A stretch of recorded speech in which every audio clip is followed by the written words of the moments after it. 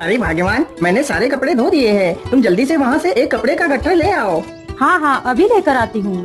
धोबी की पत्नी कपड़े का गट्ठर सिर पर रखती है और मंगलू की तरफ चल पड़ती है। तभी अचानक से उसका पैर जमीन पर पड़े एक पत्थर से टकराता है। बेचारी के जमीन पर गिरते ही मंगलू अपनी पत्नी को उठाने के लिए उसके पास जाता है। अरे भाग्यवान, तुम कैसे गिर गई? तुम्हें ध्यान से चलना चाहिए था। अजी, आप मेरे चलने को क्या दोष देते हो? जो किस्मत में लिखा होता है वही होता है। काश हमारा भी एक पुत्र होता तो यह कार्य मुझे नहीं करना पड़ता, वह हमारी मदद करवाता। लेकिन यह सब बोलकर क्या फायदा? हमारे जीवन में पुत्र का सुख कभी नहीं लिखा। अरे भाग्यवान, तुम दुखी मत हो। यदि ईश्वर ने चाहा तो हमारा पुत्र अवश्य होगा।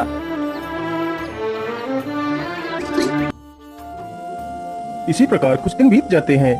अरे भाग्यवान, तुम जल्दी से मेरे लिए कुछ खाना पोटली में बांध दो। आज मैं अकेला ही नदी पर कपड़े धोने के लिए जाऊंगा।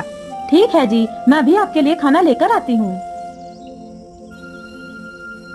मंगलू की पत्नी खाने की पोटली लेकर आती है और पोटली मंगलू को दे देती है। मंगलू तुरंत ही खाने की पोटली लेकर चल पड़ता है। मंगलू नदी के किनारे पहुंचकर फिर से अपने काम में लग जाता है।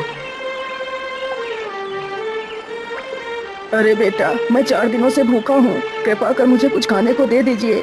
हाँ हाँ बाबा, क्यों नहीं, आप वहीं पर रुकिए, मैं अभी आपके लिए कुछ खाने को लाता हूँ। मंगलू तुरंत ही उस पोटली में से कुछ रोटियां निकालकर उस बूढ़े व्यक्ति को दे देता है।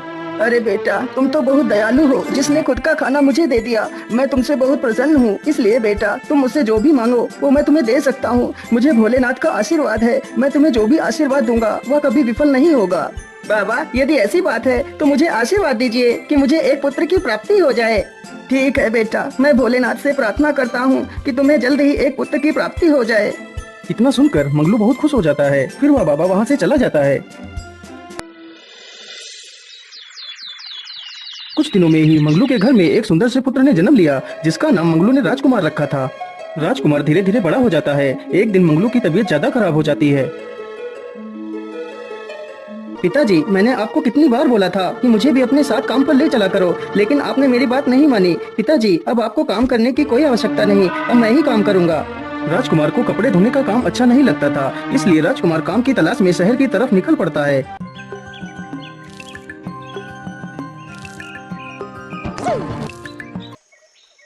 अरे ओ लड़के, रुक जा, कहाँ जा रहा है तू? अरे भाई, मैं काम की तलाश में शहर जा रहा हूँ। अच्छा, तब तू शहर जा रहा है। चल जल्दी से तेरे पास जो भी है वो निकाल कर मुझे दे दे, नहीं तो हम तुझे मार डालेंगे।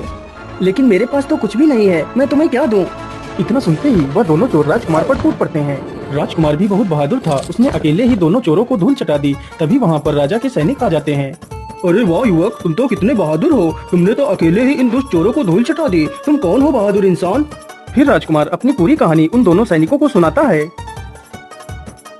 अरे वाह राजकुमार, तुम तो कितने वीर हो। हमारे महाराज को आप जैसे वीरों की आवश्यकता है। चलो हमारे साथ, हम तुम्हें राजा से मिलवाते हैं। राजा तुम्हें जरूर नौकरी पर रख लेंगे।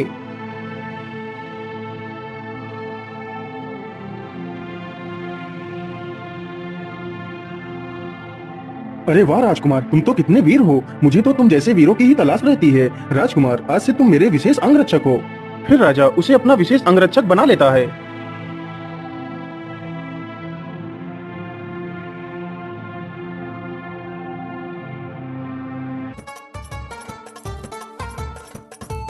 राजकुमार की टकरार राजा की पुत्री चंद्रलेखा से हो जाती है। चंद्रलेखा दिखने में बहुत खूबसूरत थी। राजकुमार चंद्रलेखा की सुंदरता को देखता ही रहता है और चंद्रलेखा भी राजकुमार को देखती ही रहती है।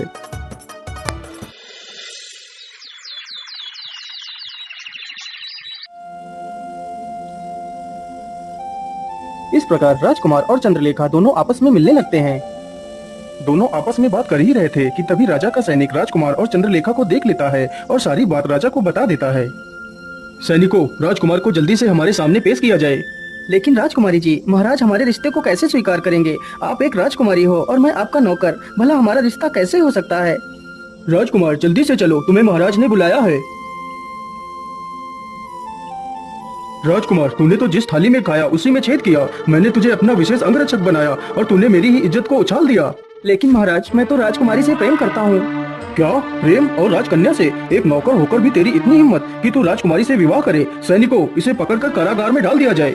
सैनिक तुरंत ही राजकुमार को कारागार में डाल देते हैं।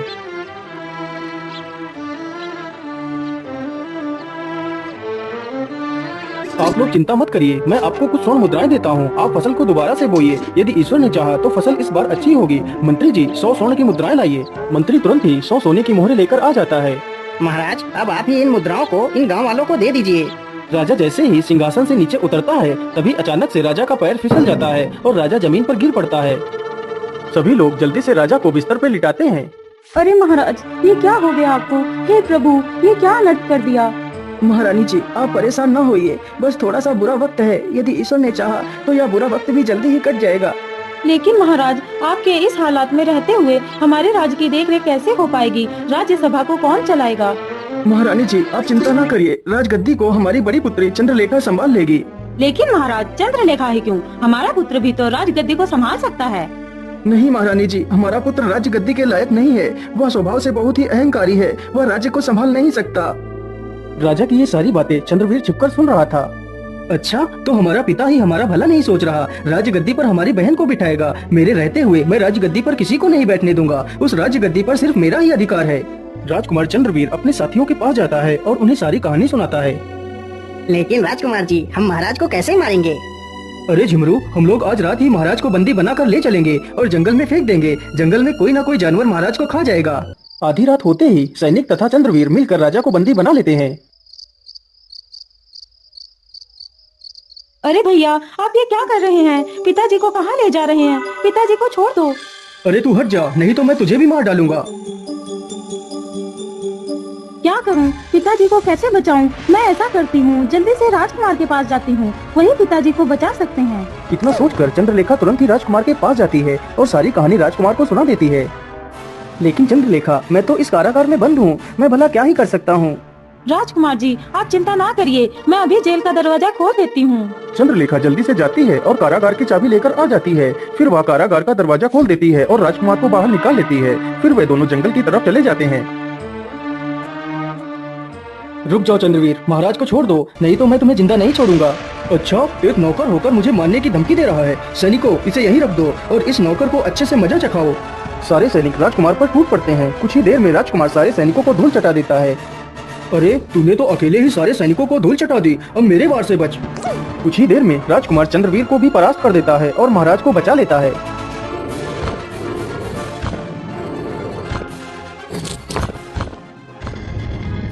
वाह पुत्र वाह, तुम तो कितने वीर हो। मैंने तुम्हें गलत समझा पुत्र, मुझे माफ कर दो। नहीं महाराज, आपसे कोई गलती नहीं हुई। एक पिता होने के नाते आपका ऐसा करना उचित था। बेटा, मैं आज अपनी पुत्री चंद्रलेखा का विवाह तुमसे करना चाहता हूँ और इस राज्य गद्दी को तुम्हें सौंपना चाहता हूँ। फिर राजा उन दोनों का विवाह कर देता है और राजकुमार को ही उस राज्य का राजा बना देता है।